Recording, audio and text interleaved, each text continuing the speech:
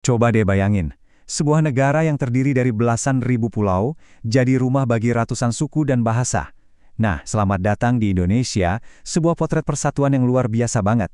Kali ini, kita bakal kupas tuntas rahasia filosofis yang menyatukan itu semua. Jadi, pertanyaannya simpel tapi juga rumit banget. Gimana caranya ribuan pulau, ratusan budaya, dan tradisi yang jumlahnya nggak kehitung bisa melebur jadi satu bangsa yang solid? Ini bukan sekedar pertanyaan, ini adalah sebuah misteri yang mau kita bongkar bareng-bareng.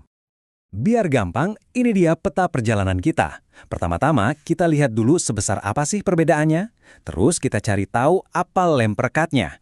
Dari situ kita akan intip keragaman sukunya, kita selami simfoni budayanya, dan di akhir kita lihat gimana persatuan ini benar-benar hidup sehari-hari. Oke, kita langsung mulai ya. Bab pertama, bangsa yang penuh perbedaan. Kenapa? Soalnya sebelum kita ngomongin persatuan, kita harus sadar dulu, wow, betapa berbedanya Indonesia ini. Kita mulai dari yang paling dasar ya, soal keyakinan. Ada berapa sih agama yang diakui resmi di Indonesia? Jawabannya adalah 6. Yap, keenam agama besar dunia ini hidup berdampingan di sini.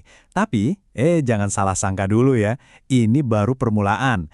Ibaratnya, ini baru puncak gunung es aja dari semua keragaman yang ada di Indonesia.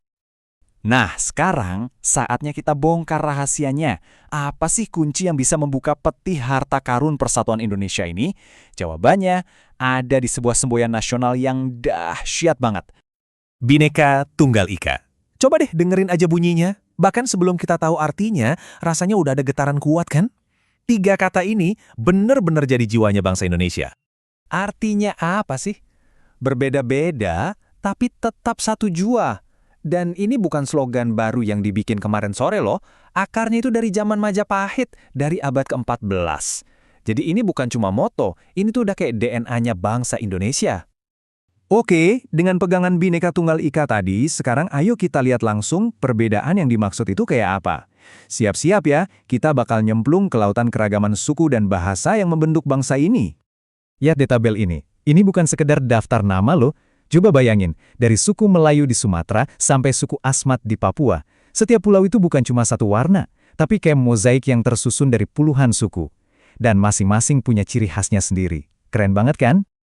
Dan yang jelas, beda suku, beda juga bahasanya. Yang kalian lihat di layar ini, itu cuma secuil aja dari lebih dari 700 bahasa daerah yang ada. Bayangin, 700. Itu salah satu kekayaan bahasa terbesar di dunia loh.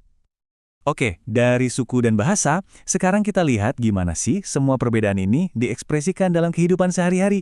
Yuk kita dengerin simfoni budaya, tradisi dan seni yang bikin Indonesia jadi hidup banget. Nah, detak jantung dari keberagaman ini ada di ribuan upacara adatnya. Biar kebayang, kita jalan-jalan kilat ya. Kita lompat dari satu pulau ke pulau lain buat ngerasain bedanya. Pemberhentian pertama, Bali. Ada upacara ngaben. Ini bukan sekedar pemakaman yang sedih, tapi justru perayaan yang megah dan penuh warna untuk melepas arwah. Next, kita terbang jauh ke Papua. Di sini ada pesta bakar batu. Ini bukan cuma soal masak-masak bareng ya, tapi ini adalah ritual penting buat kumpul, mempererat persaudaraan, bahkan buat menyelesaikan masalah. Lanjut ke Sulawesi, kita ketemu Rambu Solo di Tanah Toraja. Ini upacara pemakaman yang, wow, bisa berlangsung berhari-hari, super rumit, dan jadi salah satu ritual paling unik di dunia. Dan terakhir kita ke Jawa Barat, ada Sisingaan yang super meriah. Nah, yang paling penting dari semua ini apa? Keempat contoh tadi itu bahkan gak nyampe 1% dari ribuan tradisi yang ada. Kebayangkan banyaknya? Dan kekayaan ini nggak cuma di upacara aja. Kelihatan di semuanya. Dari bentuk rumah adatnya yang punya filosofi sendiri, pakaian adatnya yang syarat makna, sampai keseniannya yang jadi nafas kehidupan masyarakat.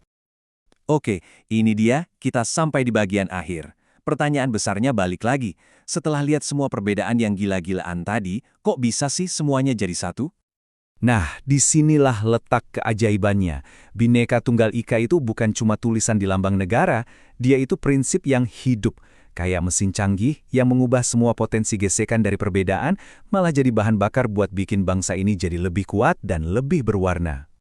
Jadi ini mungkin ninggalin satu pertanyaan buat kita semua ya.